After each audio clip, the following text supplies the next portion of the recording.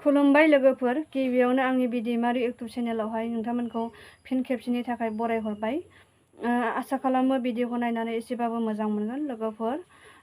आङो दिनैहाय जे क्लिप देखायलांनि नोंसोरनो, जायफोरा सेल्फ हेल्प ग्रुपनि महिला उद्यमिता अभियान स्किमावहाय दंफां गायनायाव एप्लाइ खालामदोंमोन। बे बिथांमोनहा दिनैहाय जायफोरा सार्टिफिकेट डाउनलड खालामबाबो जायाखै आरो गवाखै, बे बिथांमोनहा नैबे भिडिअ क्लिपखौ नायबानो गासिबो बुजिजोबगोन आरो बरननानै लानो हागोन। आरो लाइक कमेन्ट होनो दाबाव लोगोफोर, हाजासे शेयार खालाम लोगोफोर, जाहाथे बयबो नुनानै डाउनलड खालामनानै लानो हायो आरो आंखौ हाजासे सापर्ट खालामदो लोगोफोर।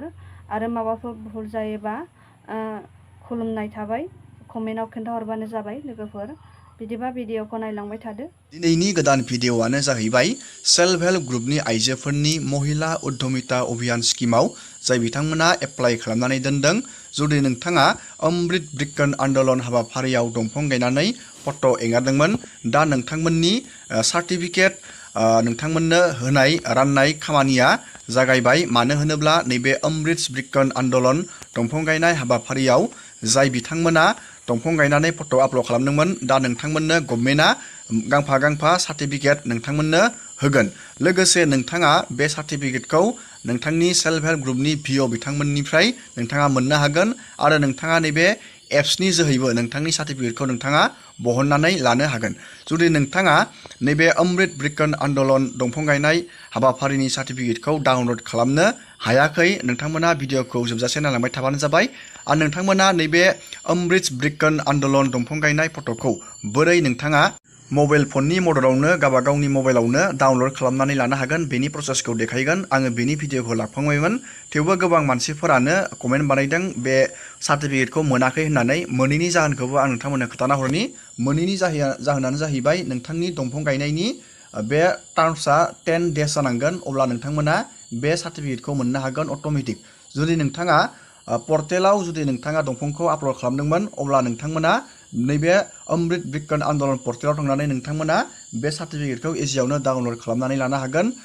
एप्सआव बे सार्टिफिकेटखौ एभेलेबल खालामना होथ'वाखै, नोंथाङा नैबे पर्टेलनि जोहै थांबानो जाबाय। पर्टेलनि जोहै थांबा नोंथाङा इजियावनो सार्टिफिकेटखौ डाउनलड खालामनानै लानो हागोन।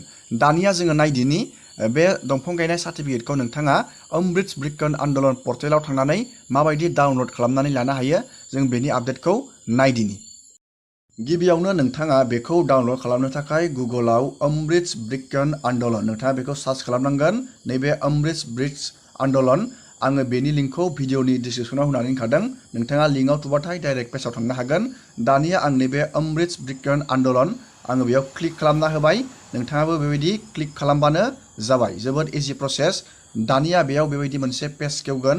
दानिया नोंथाङा नैबेयाव मोनसे 3 डट नुदों, नैबे 3 डटआव क्लिक खालामबानो जाबाय। बेयाव क्लिक खालामनानै नोंथाङा नैबेयाव नुनो मोन्दों मोनसे अपसन लगिन। नैबेयाव लगिन नुनो मोन्दों, बे लगिनाव क्लिक खालामनांगोन बेबायदि। आङो बेयाव क्लिक खालामबाय। दानिया नोंथाङा बे दंफां गायनाय समाव रेजिस्टार खालामनाय जि मबाइल नाम्बारखौ नोंथाङा होदोंमोन, नैबेयाव इन्टार खालामनांगोन मबाइल नाम्बारखौ। आरो नोंथाङा नैबे click here to get one time password OTP, नोंथाङा बेयाव क्लिक खालामना होबानो जाबाय। बेयाव मोनसे OTP फैगोन, नोंथाङा नैबे OTPआव नैबेयाव बहायनांगोन। नोंथाङा आं खोन्थाहरदों नोंथांमोननो, नैबे बक्सआव OTPखौ बहायबानो जाबाय आरो नैबेयाव लगिनाव क्लिक खालामना होबानो जाबाय। नैबेयाव नोंथांनि मबाइल नाम्बारखौ बहायबानो जाबाय। दानिया आङो बेयाव गासैबो प्रसेसखौ बेयाव बहायनानै आङो नेक्स्ट स्टेपाव थांनानै सार्टिफिकेटखौ बोरै डाउनलड खालामनो, दंफां गायनाय सार्टिफिकेटखौ जोङो बेखौ नायदिनि। दानिया आङो बेयाव OTPखौ बहायबाय। दानिया नैबे लगिनाव क्लिक खालामनानै होनोसै। लगिनाव क्लिक खालामना होनाय लोगो लोगोनो नोंथाङा नैबे मेन नोंथाङा पेजाव फैनानै बेयाव नायनो हागोन। नोंथांनि नैबेयाव गासैबो डाटाया थागोन। नैबेयाव नोंथांनि गासैबो बेयाव डाटा थागोन।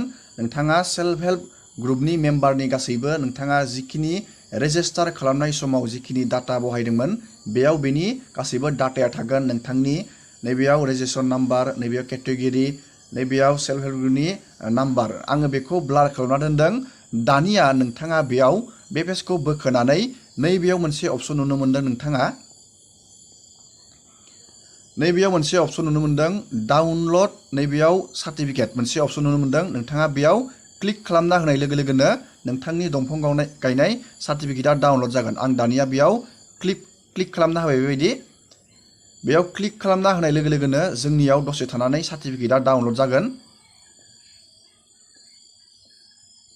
दानिया बेयाव डाउनलडनि मोनसे अपसन ओंखारबाय नोंथाङा नैबे डाउनलड एगेनआव नोंथाङा क्लिक खालामना होबानो जाबाय जोंनिया दानिया सार्टिफिकेटआ डाउनलड जाबाय दं जों दानिया सार्टिफिकेटखौ नायदिनि सार्टिफिकेटआ डाउनलड जाबाय जों दानिया बेखौ ओपन बानायबाय नोंथाङा नैबेयाव नुनो मोनदों बे अमृत ब्रिज आन्दलन दंफां गायनायनि सार्टिफिकेट नोंथाङा बेखौ मोजाङै लाखिना दोनबानो जाबाय सेल्फ हेल्प ग्रुपनि आइजोफोरा बेखौ नोंथांमोननो गोनांथि जागोन नोंथांमोना बेबायदिनो मबाइल फननि मददाव दंफां गायनाय सार्टिफिकेटखौ नोंथाङा बेबायदि डाउनलड खालामनानै लाबानो जाबाय दानिया नायदिनि जाय बिथांमोना महिला उद्यमिता दाख्लैबावै दंफां गायबाय नोंथांमोननो नैबे महिला उद्यमिता अभियान स्किमनि रांखौ गभर्नमेन्टआ माब्ला प्रभाइड खालामगोन बेनि बागै सिएमआ मा बाथ्रा बुंदों जोङो दानिया भिडिअनि जोहै नायदिनि